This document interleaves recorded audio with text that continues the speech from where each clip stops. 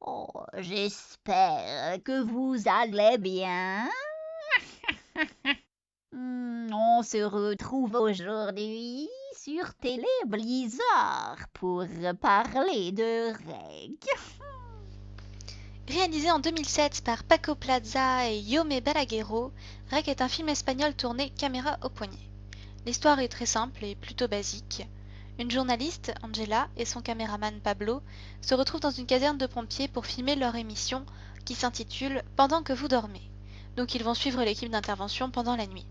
Ils espèrent évidemment qu'il y aura des événements intéressants, et c'est effectivement le cas.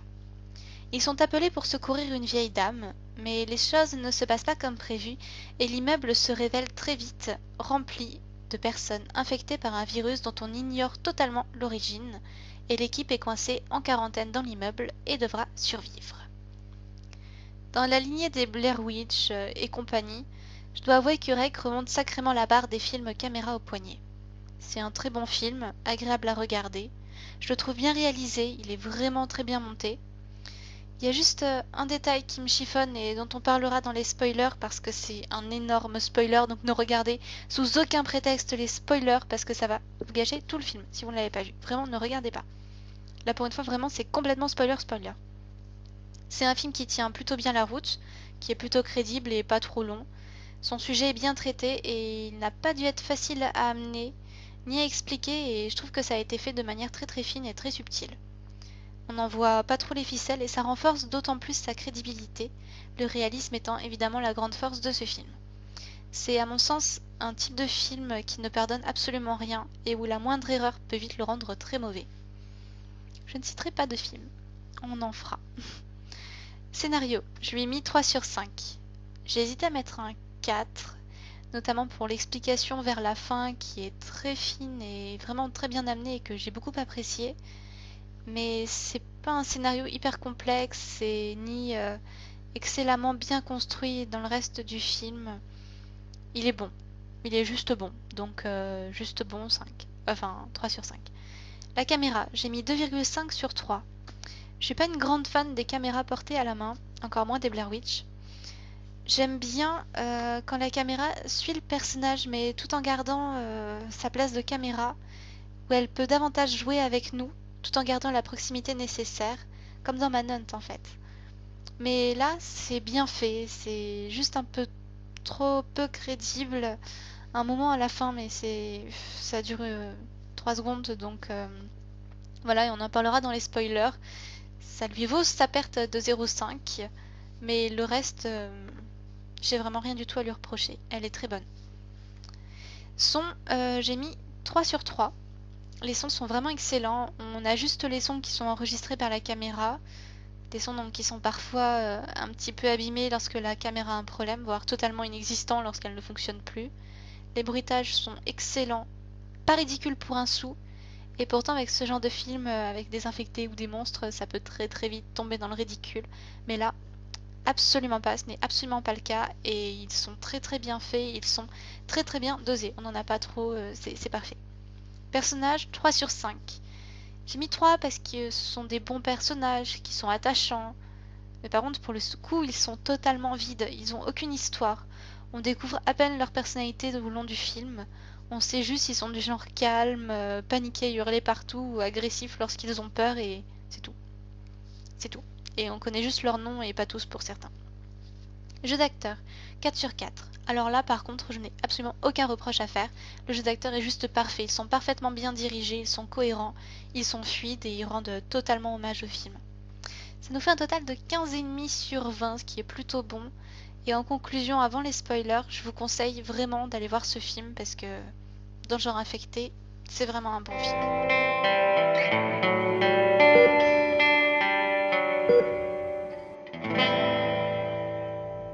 Alors, juste pour la caméra, je voudrais souligner le passage absolument grandiose qui m'a poussé à mettre 2,5 plutôt que 2 à la caméra. Le plan dans les escaliers lorsqu'ils ont trouvé la clé pour descendre dans les égouts dans l'appartement est juste sublime. On sent l'abîme sous eux avec le dédale des escaliers qui tournent et qui se transforment en un gouffre, et leurs derniers alliés qu'on voit à un court instant devenus eux-mêmes des créatures infectées. J'ai trouvé ce passage magnifique tant sur le plan de la métaphore que sur le plan esthétique. Chapeau vraiment parce qu'il est vraiment très très beau. Alors, pour en revenir au passage qui me perturbe à la fin. C'est très très peu crédible qu'Angela se mette comme par hasard à ramper juste après avoir lâché la caméra et se retrouve juste devant l'objectif. Alors la probabilité est vraiment minime quand même. Enfin, je veux dire, c'est gros. Et c'est dommage parce que jusque-là, les plans caméra étaient parfaits et parfaitement crédibles. Elle aurait vraiment gagné, je sais pas moi, à tomber dans un coin, laisser la caméra tomber dans un coin, qu'on ait un angle plus grand et qu'on la voit se faire tirer au loin, je sais pas moi, par une porte ou un truc comme ça, si on veut garder l'effet de surprise sans montrer la créature qui la tire. Il y avait des tas de manières de faire ça où ça aurait été un petit peu plus crédible. Et j'ai un dernier reproche à faire au film, et ce sont vraiment les deux seuls que j'ai à faire, et c'est... Ils se chevauchent en plus, c'est vraiment la toute fin, la dernière phrase qui est prononcée par Angela. Oui, je comprends que ça fasse bien ressortir la phrase où elle demande à Pablo s'il a bien tout filmé plus tôt dans le film, mais personnellement je trouve que ça casse vraiment la crédibilité du film parce que à partir de là c'est plus la caméra qu'on suit, parce que si on la suivait ça aurait été rembobiné, on aurait revu le passage où elle a dit ça, mais là c'est le noir total avec juste cette phrase par-dessus juste avant le générique. Alors oui, ça souligne bien l'importance de tout avoir filmé, parce que maintenant ils sont morts, ça renforce la gravité de la situation, comme quoi personne ne les a aidés, et alors qu'on aurait pu, pour dénoncer tout ce qui s'est passé dans le film. Mais ça casse complètement le principe de la caméra qui suit. Ça fait montage après le tournage du film par quelqu'un qui aurait trouvé le machin et qui aurait décidé de remettre ça là pour souligner ça exprès. Et non, vraiment, je trouve que ça casse toute l'atmosphère précédente. Je sais que les avis divergent sur ce sujet. Enfin, en tout cas, la personne avec qui je l'ai regardé n'a pas du tout le même avis que moi. Mais enfin, c'est un avis personnel et je comprends bien que ça fasse bien tout ça. Mais j'aurai sûrement l'occasion d'en reparler dans les réponses aux avis, ou peut-être pas, on verra bien. Mais à mon sens, moi, ça m'a déçu, ça m'a déçu. Je me suis dit c'est dommage parce que jusque-là c'est parfait, ils arrivent à la dernière minute et là tout à coup toute la crédibilité pour avoir une fin épique, et ça perd tous les fils du truc, et pour moi bah c'était dommage.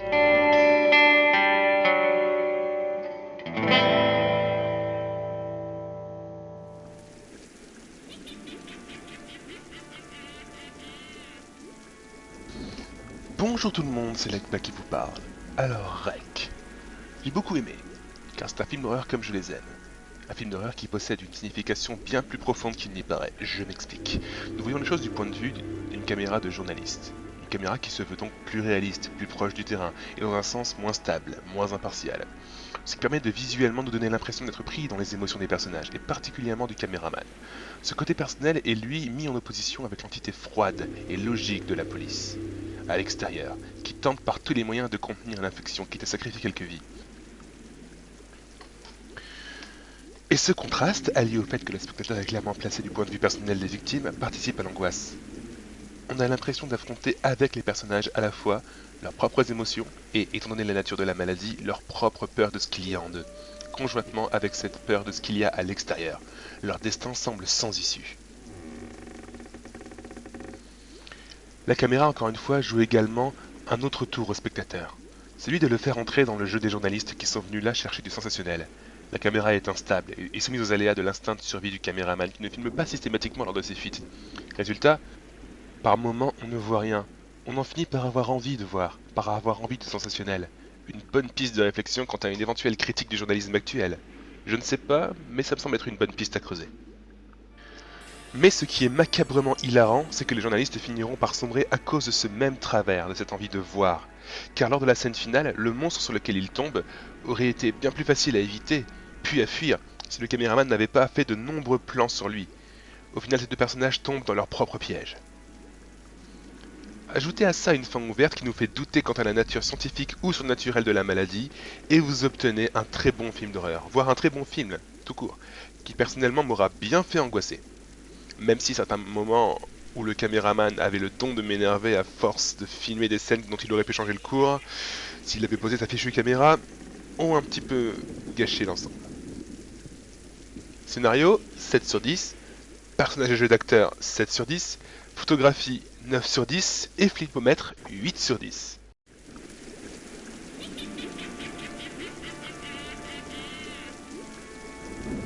Que dire de Rec si ce n'est pour moi un très bon film qui utilise vraiment bien le found footage.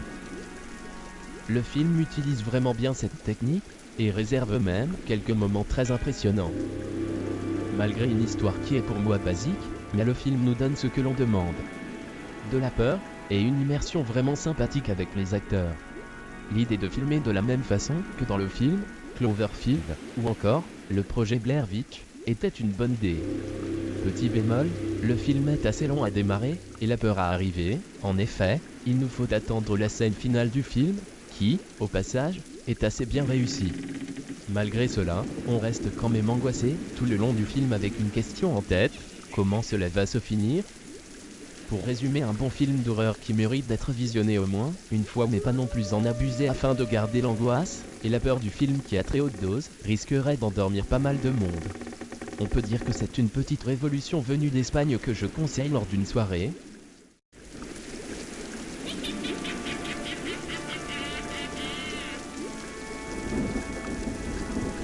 C'est l'un de mes films préférés. C'est l'un de mes top 10, car il a des éléments trop super. Et ces éléments sont 1. La mort. 2. Du sang. 3. Creepypasta. 4. Une bonne histoire. Bref, que de bons éléments, la peur, le traumatisme, et aussi le manque de sommeil. La crème de la crème en éléments peur.